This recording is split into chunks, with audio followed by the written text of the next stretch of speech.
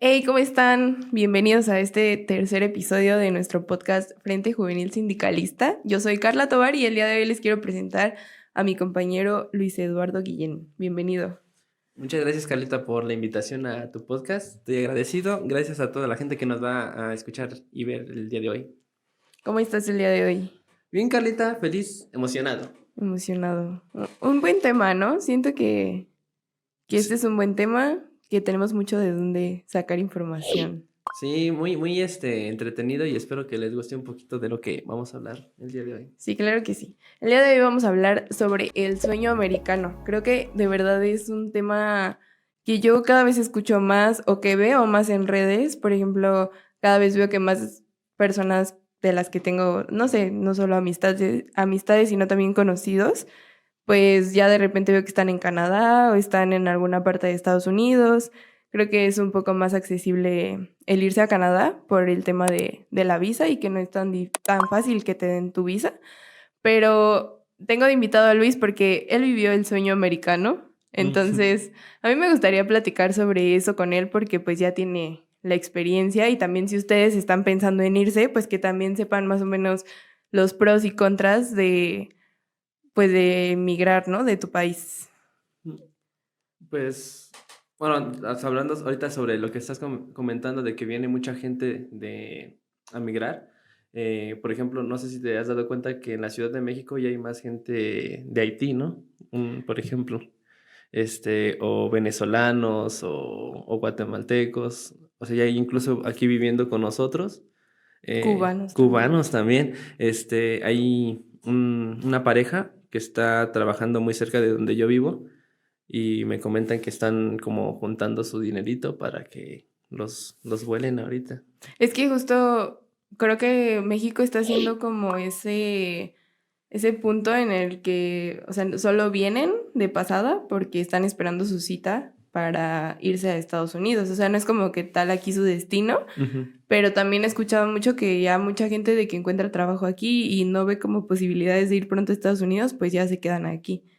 Entonces, pues no sé, creo que está difícil también para ellos porque yo también he tenido oportunidad de convivir con cubanos, de Ujú. hecho, y pues sí, es un estrés para ellos el tener que estar encerrados porque hay mucha gente que quiere deportarlos.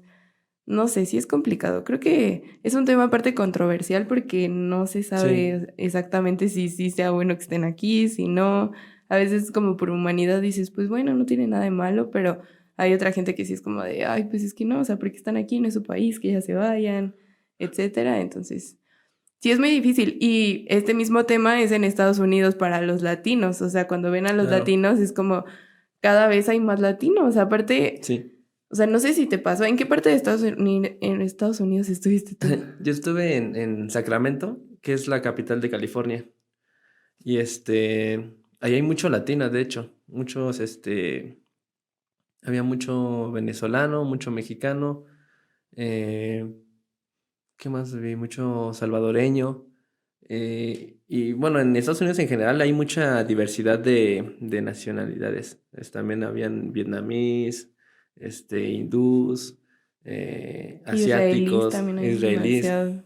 Entonces, bueno, antes de pasar al tema de la gente que ya está allá, los que te comentaba que se están quedando aquí habla yo creo del crecimiento que ha tenido el país también, ¿no? Porque antes estaban estancados mucho en la frontera y ahorita, como bien dices tú, ya han encontrado como una base de quedarse no solo en el norte, porque antes no los veíamos aquí, estaban siempre como en la zona fronteriza. Ujú.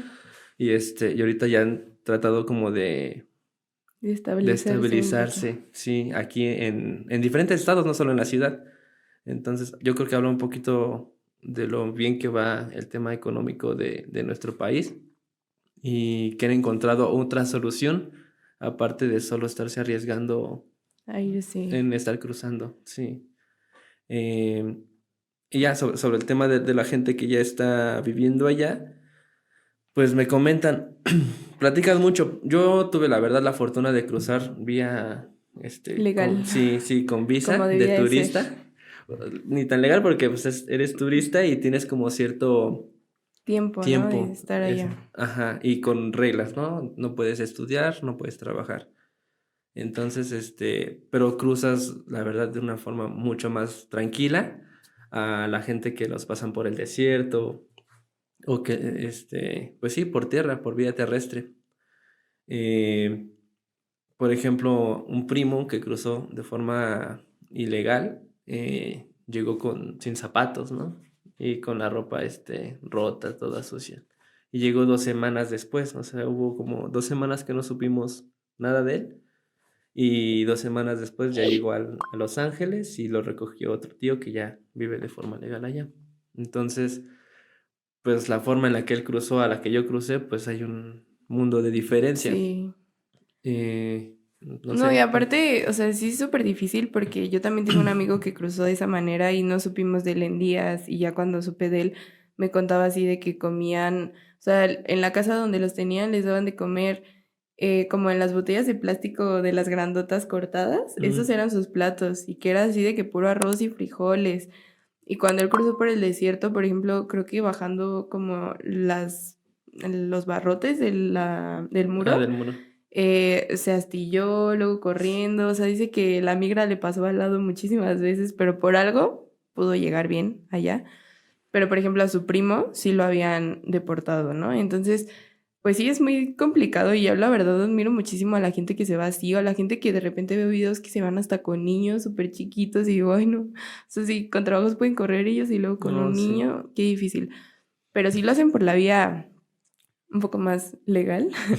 Pues aparte, o sea, digo, sí es legal el hecho de que puedes estar hasta 6 meses ahí, ¿no? O sea, siempre y Sí, cuando regreses, pues antes de ese tiempo, pues bueno, sabemos que no es, em, lo pues sí, correcto, totalmente ¿no? correcto, pero de que se puede, pues sí se puede. Y justamente yo pienso que ya hay demasiado latino allá a comparación de hace unos años. La primera, no, bueno, una de las veces que yo fui a Estados Unidos, que tenía 15 años, Mm, recuerdo que en Orlando casi no había nada de latinos, o sea, sí, sí ahí tenías que practicar tu inglés bien porque no había mucho latino, más que a veces en restaurantes o cosas así, pero no lo encontrabas con tanta facilidad. ujú. Y hace 3 años que tuve la oportunidad de estar en Nueva York, ya era así como que de verdad, Tan común, ¿no? o sea, creo que era raro que alguien me hablara inglés, allá todos en español, había igual mucho venezolano, colombiano, este... ¿Qué más? Sí, pues mexicanos también había, pero yo siento que había más Más latinos. venezolanos y colombianos. Eran como de lo que más había. Pero cuéntanos cuáles, o sea, tú cuando decides irte para allá, ¿qué fue lo que, o sea, tus 3 objetivos así principales de irte? Ok, mi primer objetivo sí va al tema económico, primero que nada. Este, porque no tenemos como un buen sueldo al principio cuando salimos de la carrera, ¿no?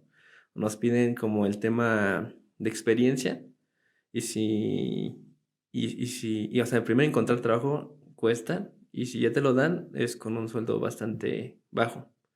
Entonces, yo tenía como proyectos generar para ahorrar y yo comprar como equipo para yo seguir trabajando de forma independiente. Esa era como la primera idea. La segunda, sí, era desarrollar el inglés, escucharlo, o sea, prepararme también para, ya sea allá o acá, tener más herramientas para enfrentar el tema profesional. Y pues el tercer punto, yo creo que ya sería como un crecimiento personal. O sea, ya no sería el profesional, sino el personal. Qué tan lejos podía llegar ya de forma independiente, ¿no? Ya sin la ayuda de mis papás o de mi familia. Claro. ¿Y en algún punto pensaste en quedarte allá? O sea, sí lo veías como una posibilidad de, bueno, si me va bien, pues sí. Fíjate que sí, está bien. O sea, cuando te dicen, te puedo sacar una green card falsa, que es pues la tarjeta de nacionalidad, pero es robándole como la identidad a un verdadero ciudadano para que tú tengas seguro y así te puedan pagar Mm. pues tu trabajo, porque si no tienes esa green card falsa, no puedes trabajar en empresas. Entonces, pues te tenta, ¿no? Saca tu green card, dame $200 y y ya puedes trabajar de forma legal, ¿no? Y sí lo pensé, o sea, sí tienes como la atención de, pues ya porque antes tenía que trabajar como de músico, o sea, me iba a los bares así clandestinos y así ya pues iba a tener un trabajo estable, con sueldo, con horarios y ya asegurando, pues al menos un sueldo, ¿no? Ya saber, ok, me voy a ganar en una semana, en una quincena, tanto. Y en las tocadas, pues a veces sabía y a veces no, entonces, pues te tenta mucho, ¿no? Si yo pensaba ganar $1,000 en un mes, un ejemplo, pues tal vez ya lo ganaría en una semana, ¿no? Claro. Entonces, pero corres el riesgo de que te agarre la migra, de que te encuentren más fácil o que si vuelves a entrar, te digan, no, mira, estuviste trabajando, porque te graban. Todo el tiempo te graban. Por ejemplo, a mi primo hizo lo mismo que yo y regresó de un restaurante de Nueva York y apenas acaba de volverse a ir y tienen videos de él entrando al restaurante, saliendo, o sea, trabajando. O sea, es algo bien sorprendente porque saben qué haces. Sí, saben tus movimientos Sí. perfectamente. Uno piensa que no, pero sí saben dónde estás y todo. Y de hecho, ¿sabes qué? Por ejemplo, yo cuando fui a Nueva York había una isla Mm. en donde casi estaban todos los migrantes. Entonces, justamente ahí ya venía la publicidad como para los migrantes. O sea, venía de que asiste a tal lugar si eres migrante y te quieres atender, ¿cómo se llama? Como un seguro médico, Ajá. pero justo para los migrantes. Hay como muchos Entonces, apoyos sociales, ¿no? ajá, entonces te quedas pensando como de, pues como si es ilegal y no puedes estar allá, Mm. sí te dan esa ayuda. Es como que lo que yo no termino de entender. También sé que ya después de ciertos años, como que te amparan allá porque ya llevas cierto tiempo trabajando Por pues los para su país impuestos. y así, ¿no? Y pues tienes que pagar que tus taxes y todo, ¿no? Sí. Tus recibos, lo que le llaman. Pero, o sea, no deja de ser difícil porque yo pienso, hay gente que llega sin saber, por ejemplo, nada del idioma y también hay muchos dueños allá de lugares. A lo mejor llegas a trabajar a la construcción, a restaurantes, etcétera, pero muchos de los dueños de esas empresas son de otros países, o sea, son talibanes, israelíes y no te saben entender bien y a lo mejor si tú tampoco entiendes el inglés y ellos lo hablan también bien diferente, es muy complicado Tienen su entenderlo, acentito, ¿no? sí, lo hablan súper raro. Yo me acuerdo que de repente sí era como que yo me quedaba así, según yo sabía inglés, pero no, o sea, no lo entiendes, no lo digieres igual. No, no es lo mismo. Y aparte, o sea, lo que me decías de los apoyos sociales, yo, por ejemplo, entré a una escuela de ese tipo, ¿no? De apoyo social, donde la gente, te digo, tenía compañeros hindús, vietnamíes, latinos, y pero es gratuita la escuela y es para gente que es inmigrante, ¿no? Este, Me decían también que después de 15 años, si tú puedes demostrar que eres buen ciudadano, que no te metiste en problemas con la ley, que pagaste tus taxes, tus impuestos, eh, tienes como un castigo de un año en el cual te regresan a tu país, pero regresas siendo residente, o sea, Te dan ya tu te dan residencia. tu residencia por por haber sido un buen ciudadano todo ese tiempo que estuviste dentro, ¿no? Y lo que me estás diciendo al final, ¿qué era? Este, yo con poca retención, una disculpa. Pero así como para aterrizarlo, pues sí hay mucho apoyo a la gente migrante que tiene mucho miedo, justamente por eso, ¿no? Por ejemplo, un primo también chocó un carro, lo metieron a la cárcel por haber ocasionado un accidente, pero no lo regresan a México porque la policía no tiene nada que ver con migración. Ese es otro tema también que uno no sabe.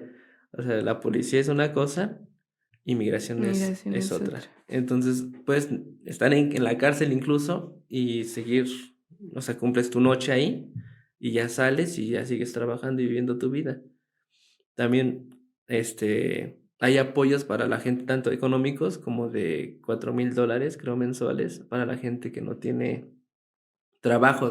Básicamente como aquí en el gobierno, ¿no? Nada más tienes que ir pues enterarte e ir al lugar.